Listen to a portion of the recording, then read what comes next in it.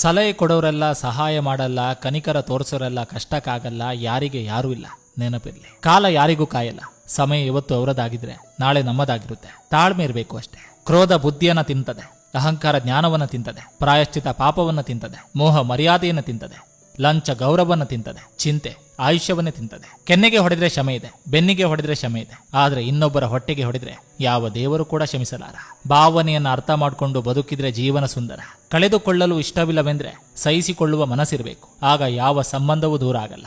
ಅಪ್ಪನ photo status ಹಾಕೋದು ಅಷ್ಟೇ ಅಲ್ಲ, ಅಪ್ಪನ ಸ್ಟೇಟಸ್ಗೆ ಯಾವುದೇ ಧಕ್ಕೆ ಆಗದಂತೆ ನೋಡ್ಕೊಳ್ಳೋದು ಬಹಳ ಮುಖ್ಯ. ಅತಿಯಾಗಿ ಯಾರನ್ನು ತಿದ್ದಲು ಹೋಗಬಾರ್ದು. ಯಾಕಂದ್ರೆ ಹಾಳಿಯಲ್ಲಿ ಅಕ್ಷರ ತಿದ್ದಿದಷ್ಟು ಹಾಳೆ ಹರಿಯುತ್ತದೆ. ಜೀವನದಲ್ಲಿ ಕೆಲವೊಂದು ನೆನಪುಗಳು ಹೇಗಿರುತ್ತೆ ಅಂದ್ರೆ ಮರೆತು ಬದುಕೋಕ್ಕಾಗಲ್ಲ, ನೆನಪಾದ್ರೆ ತಡೆದುಕೊಳ್ಳೋಕ್ಕೂ ಆಗಲ್ಲ. ಮನಸಾಕ್ಷಿಗೆ ನಾವು ಸರಿದ್ರೆ ಸಾಕು, ಬೇರೆಯವರಿಗೆ ಪ್ರೂವ್ ಮಾಡುವ ಅವಶ್ಯಕತೆ ಇಲ್ಲ.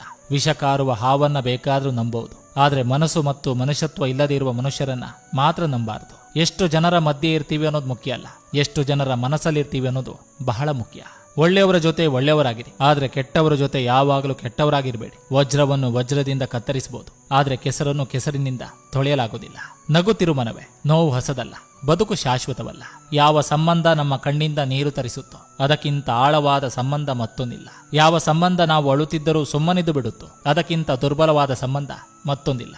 ಎಲ್ಲವನ್ನೂ ಗಮನಿಸಿ, ಆದ್ರೆ ನಿಮ್ಮ ತಾಳ್ಮೆಯನ್ನು ಯಾವತ್ತೂ ಕಳೆದುಕೊಳ್ಬೇಡಿ. ನಿಮ್ಮನ್ನ ನೋಯಿಸಿದ ವ್ಯಕ್ತಿಗಳಿಗೆ ಕಾಲವೇ ಉತ್ತರ ನೀಡ್ತದೆ.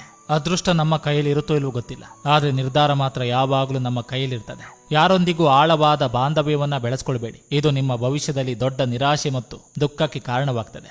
ಅಮ್ಮ ರೊಟ್ಟಿ ಸುಡುವ ಮೊದಲೇ ತಟ್ಟೆಯಲ್ಲಿ ಪಲ್ಯ ಹಾಕೊಂಡು ಕಾಯುವುದರಲ್ಲಿ ಮಜವಿತ್ತು. ಆ ಕಾಲದಲ್ಲಿ ಇರುವ 3 ದಿನಕ್ಕೆ 100 ನಾಟಕಗಳು ಯಾಕೆ? ನಿನ್ನೊಂದಿಗೆ ಕಳೆದ ಸಮಯಕ್ಕಿಂತ ನಿನಗಾಗಿ ಕಾದ ಕ್ಷಣಗಳೇ ಹೆಚ್ಚು. ನೀವೆಷ್ಟೇ ಸಿರಿವಂತರಾಗಿರ್ಬೋದು, ಮೊದಲು ನಿಮ್ಮ ಮಕ್ಕಳಿಗೆ ಬಡತನದ ಪಾಠ ಹೇಳ್ಕೊಡಿ. ಬಡತನದಿಂದ ಕಲಿತ ಪಾಠವೇ ನಿಮ್ಮ ಮಕ್ಕಳ ಭವಿಷ್ಯದ ಭವ್ಯ ಬುನಾದಿ ಆಗ್ತದೆ. ಯಾರ ಮನಸ್ಸು ಪವಿತ್ರ ಮತ್ತು ಸ್ವಚ್ಛವಾಗಿರುವುದು, ಅವರಿಗೆ ಕಷ್ಟ ಬಂದಾಗ ಯಾರು ಜೊತೆಯಲ್ಲಿಲ್ಲದಿದ್ರು ಆ ಪರಮಾತ್ಮ ಒಂದಲ್ಲ ಒಂದು ರೀತಿಯಲ್ಲಿ ಅವರ ಜೊತೆಲಿರ್ತಾನೆ. ನಿನ್ನ ಸಾಧನೆ ಹಿಂದೆ ಎಲ್ಲರೂ ನಿಲ್ತಾರೆ, ಆದರೆ ನಿನ್ನ ಸೋಲಿನ ಹಿಂದೆಯೂ ನಿಲ್ಲುವರು ನಿನ್ನ ಹೆತ್ತವರು ಮಾತ್ರ.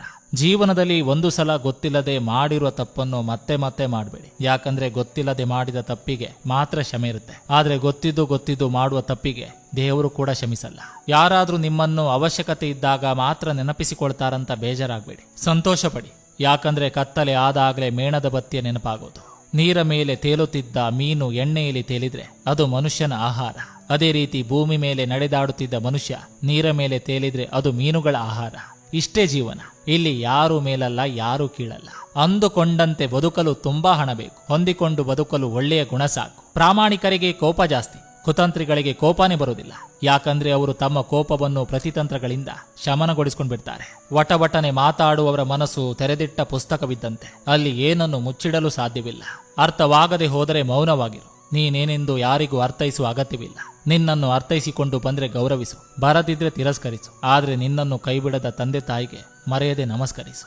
ಶ್ರೀಮಂತಿಕೆ ಎಷ್ಟೇ ಇರಲಿ, ಬೇಡುವ ಸ್ಥಿತಿ ಎಲ್ಲರಿಗೂ ಬರುತ್ತೆ. ಯಾಕಂದ್ರೆ ಭಗವಂತ ಕಳಿಸುವಾಗ ಏನಾದ್ರೂ ಬ್ಯಾಲೆನ್ಸ್ ಇಟ್ಟೇ ಕಳಿಸಿರ್ತಾನೆ. ಈ ಮಾತು 100ಕ್ಕೆ 100 ಸತ್ಯ. ಜೇನು ತುಪ್ಪದಂತ ಸಿಹಿಯನ್ನ ಪಡಿಬೇಕಂದ್ರೆ ಜೇನುನೊಣಗಳಂತೆ ಒಟ್ಟಿಗೆ ಇರುವುದನ್ನ ಕಲಿಬೇಕು. ಆಸೆ ನಮ್ಮದಾದ್ರೆ ಆಯಸ್ಸು ದೇವರದು. ಕೊಟ್ಟಾಗ ಸ್ವೀಕರಿಸಬೇಕು, ಕಿತ್ತುಕೊಂಡಾಗ ಯಾರಿಗೂ ಹೇಳದೆ ಹೋಗ್ಬೇಕು. ಇಷ್ಟೇ ಜೀವನ. ಸುಮ್ಮನೆ ನಗ್ಬೋದು, ಆದ್ರೆ ಸುಮ್ಮನೆ ಅಳೋಕ್ಕಾಗಲ್ಲ. ನಮ್ಮ ಭಾವನೆಗಳಿಗೆ ಬಲವಾದ ಪೆಟ್ಟು ಬಿದ್ದಾಗ ಮಾತ್ರ ಅಳುವುದು. ಕೋಟಿ ದೇವತೆಗಳು ಸೇರಿದ್ರೂ ಸಾಟಿ ಆಗದ ದೇವರು ಅಮ್ಮ. ಬದುಕು ಬದಲಾಗಬೇಕಾದ್ರೆ ಬದುಕುವ ದಾರಿ ಬದಲಾಗಬೇಕು. ಎಲ್ಲ ಇದ್ದಾಗ ನಮ್ಮವರು ಅಂತಾರೆ, ಏನು ಇಲ್ಲದಾಗ ಯಾರ್ನಿ ಅಂತಾರೆ. ಇದೇ ಜೀವನ. ಸಮಸ್ಯೆ ಇರುವ ಪ್ರತಿಯೊಬ್ಬ ವ್ಯಕ್ತಿ ಸೋಲೋದಿಲ್ಲ, ಆದ್ರೆ ಯಾರು ಸಮಸ್ಯೆಗೆ ಪರಿಹಾರವನ್ನ ಹುಡುಕುವುದಿಲ್ಲವೋ ಅವನು ಮಾತ್ರ ಸೋಲ್ತಾನೆ. ನಮಗೆ ಬೇಕಾದದ್ದು ಯಾವುದು ಸಿಗಲಿಲ್ಲ ಎಂದು ದೇವರ ಮೇಲೆ ಕೋಪಗೊಳ್ಬೇಡಿ. ಸ್ವಲ್ಪ ಕಾದಿರೋಣ, ಉತ್ತಮವಾದುದನ್ನು ದೇವರು ನಿಮಗೆ ಇಟ್ಟಿದ್ದಾನೆ. ಜೀವನದಲ್ಲಿ ನಾವು ಮತ್ತೊಬ್ಬರ ಮೆಚ್ಚುಗೆಗಾಗಿ ಬದುಕುವುದಕ್ಕಿಂತ ನಮ್ಮನ್ನು ಸೃಷ್ಟಿಸಿದ ಆ ಸೃಷ್ಟಿಕರ್ತ ಭಗವಂತ ಮೆಚ್ಚುವಂತೆ ಬದುಕಿದ್ರೆ ಸಾಕು. ನೀರಿನಲ್ಲಿ ದೋಣಿ ಇರಬೇಕು, ಆದ್ರೆ ದೋಣಿಯಲ್ಲಿ ನೀರಿರಬಾರ್ದು. ಬದುಕಿನಲ್ಲಿ ನೆನಪುಗಳಿರಬೇಕು, ನೆನಪುಗಳೇ ಬದುಕು ಆಗಬಾರ್ದು. ನನ್ನ ಜೀವನದಲ್ಲಿ ನಾನ್ ಮಾಡಿರೋ ಮೊದಲನೇ ತಪ್ಪು ಏನಂದ್ರೆ ಸಿಗಲಾರದ ಪ್ರೀತಿಯನ್ನ ಮರೆಯಲಾಗದಷ್ಟು ಪ್ರೀತಿಸಿದ್ದು. ಜೀವನವಿರುವುದು ಅಲ್ಪಕಾಲ, ಆದ್ದರಿಂದ ನಗು, ಪ್ರೀತಿ, ಮಮತೆ, ಹೃದಯವಂತಿಕೆ ತುಂಬಿದ ಜನರ ಬಳಿ ಸಮಯವನ್ನ ಕಳೆಯಿರಿ. ಕಾಲಿಗೆ ಆದ ಗಾಯ ಹೇಗೆ ನಡಿಬೇಕೆಂದು ಕಲಿಸ್ತದೆ, ಮನಸ್ಸಿಗೆ ಆದ ಗಾಯ ಹೇಗೆ ಬದುಕಬೇಕೆಂದು ತಿಳಿಸ್ತದೆ. ಅಸೂಯೆ ಪಡುವವರಿಗೆ ನಿದ್ದೆ ಸರಿಯಾಗಿ ಬರುವುದಿಲ್ಲ, ಅಹಂಕಾರ ಪಡುವವರಿಗೆ ಸರಿಯಾದ ಸ್ನೇಹಿತರಿರುವುದಿಲ್ಲ, ಅನುಮಾನ ಪಡುವವರಿಗೆ ಸರಿಯಾದ ಜೀವನವೇ ಇರುವುದಿಲ್ಲ. ತಂದೆಯ ಹೆಗಲು, ತಾಯಿಯ ಮಡಿಲು ಯಾವತ್ತೂ ಮರಿಬಾರದು ಅಷ್ಟೇ.